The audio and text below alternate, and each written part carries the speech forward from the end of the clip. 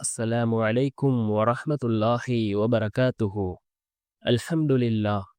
الحمد لله الذي نحمده ونستعينه ونستغفره ونؤمن به ونتوكل عليه. أما بعد.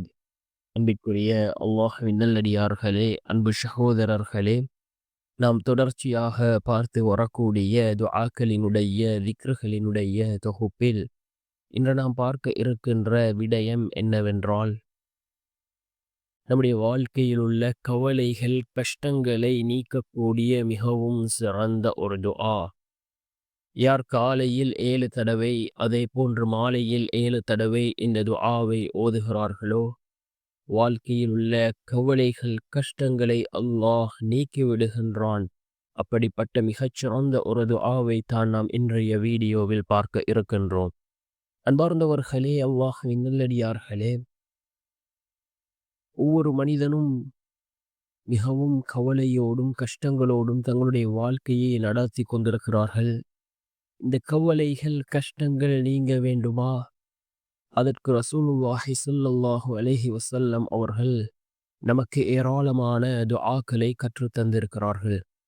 இந்த துஆக்களை ஓதி சென்ற பொழுது நம்முடைய வாழ்க்கையில் உள்ள கவலைகள் கஷ்டங்களை அல்லாஹ் நீக்குகின்றான்.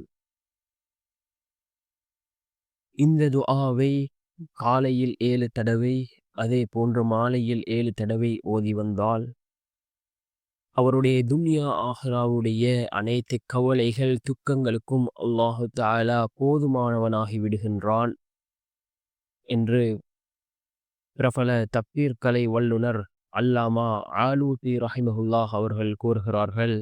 அவர்கள் தங்களுடைய வாழ்க்கையில் இந்த துஆவை ஒவ்வொரு நாளும் காலையும் மாலையும் ஓதி வந்திருக்கிறார்கள். அந்த அளவுக்கு சிறந்த ஒரு துஆ.